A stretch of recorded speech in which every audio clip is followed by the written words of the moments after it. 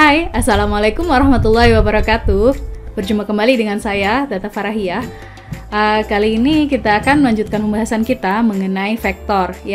Kita telah membahas mengenai bagaimana mencari norm dari suatu vektor ataupun menghitung vektor penjumlahan dan pengurangan. Kali ini kita akan melanjutkan pembahasan dengan orthogonal projection atau proyeksi tegak lurus dari dua buah vektor. Nah, materi pada slide ini atau materi pada video ini bisa kalian dapatkan di buku Elementary Linear Algebra ya. Kita langsung aja yuk. Nah, apa sih yang disebut dengan orthogonal vektor? Perpendikular artinya adalah tegak lurus.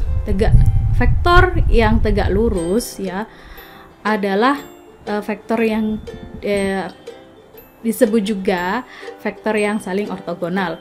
Nah, pada pembahasan mengenai dot product yang menyinggung tentang sudut-sudut yang dibentuk antara dua buah vektor, di situ ada pernyataan bahwa two non-zero vektor, dua vektor disebut ortogonal, jika dan hanya jika dot product antara keduanya adalah 0. Nah, biasanya kita tuliskan ortogonal atau tegak lurus ini dengan lambang U tegak lurus V. Vektor U tegak lurus dengan vektor V seperti ini. Oke. Nah, kita masuk ke proyeksi dari ortogonal atau proyeksi ortogonal.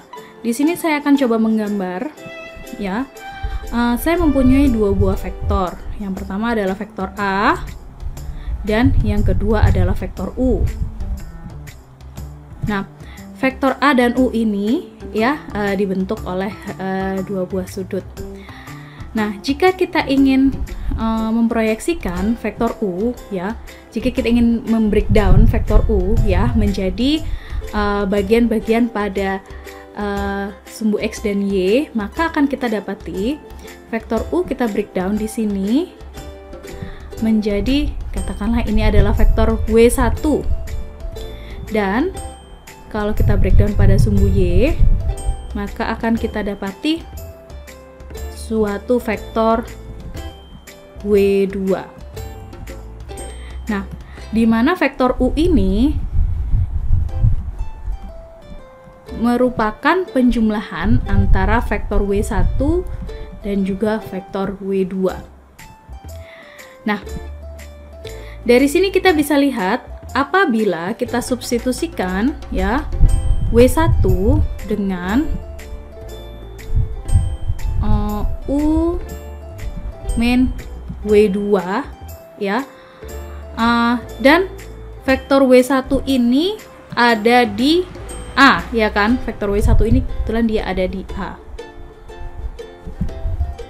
Nah, kita sebut vektor W1 ini sebagai komponen vektor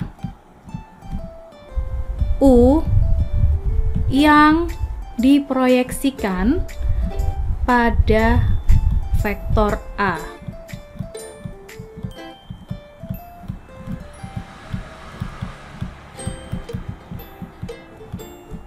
Oke, dengan beberapa perubahan ini sebenarnya kita bisa lakukan sedikit matematis tapi gampangannya sih seperti ini, simpelnya seperti ini.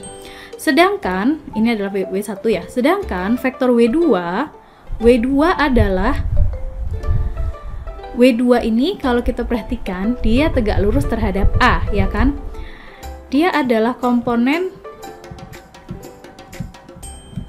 vektor U yang tegak lurus pada vektor A.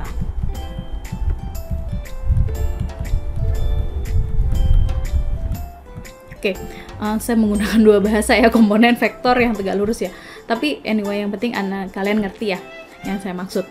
Nah, yang dimaksudkan dengan proyeksi yang mana? Yang dimaksudkan dengan proyeksi adalah yang W1 ini. Jadi, kalau kita sebut W1, dia adalah proyeksi dari U pada A. Ya, jadi A-nya kecil di sini. Proyeksi dari U pada A. Sedangkan ya, kalau kita kurangkan W2 adalah U min W1, ya kan?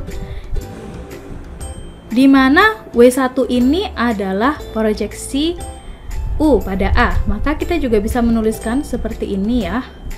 Jadi U dikurangi dengan proyeksi U pada A.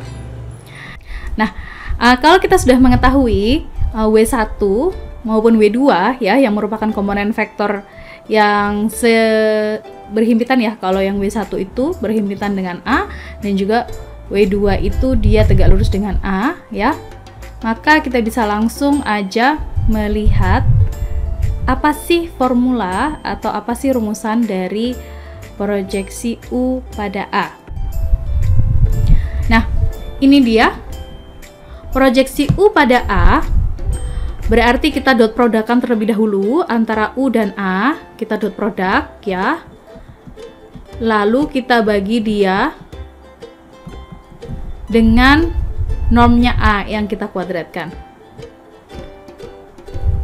Nah, karena proyeksi ini ya berupa vektor ya, dia adalah vektor W1 kan. Nah, maka kita kalikan dengan vektor A ya. Jadi hasil dari yang pecahan ini adalah skalar ya. Lalu kita kalikan dengan vektor A karena dia diproyeksikan pada vektor A. Nah, artinya yang skalar ini ya, jadi nanti dia itu hasilnya adalah suatu skalar dan juga vektor A. Nah, skalar ini bisa jadi merupakan scaling ya. Jadi semacam A, semacam K, suatu konstanta skalar. Dia itu bisa hasil proyeksinya itu bisa lebih pendek dari vektor A aslinya atau bisa jadi lebih panjang. Kalau dia pecahannya lebih kurang dari 1, berarti dia akan lebih pendek dari vektor A, tapi kalau pecahannya atau hasil dari pecahan itu lebih besar dari 1, maka dia bisa jadi lebih panjang daripada vektor A. Nah, untuk yang kedua, komponen yang tegak lurus dengan vektor A adalah vektor W2 ya. W2 adalah U dikurangi dengan proyeksi U pada A ya. Ini tadi kan W1. Nah, maka kita tinggal menambahkan komponen U di depannya. Ya, vektor U dikurangi dengan rumusan vektor U dikurangi dengan teknis. Vektor U dikurangi dengan rumusan yang ada di atasnya. Oke. Nah, seperti ini ya. Jadi ini yang saya sebut tadi. Jadi ini W1 itu lebih kecil daripada A. Nah, kalau yang di bagian B, W1 itu lebih panjang daripada vektor A.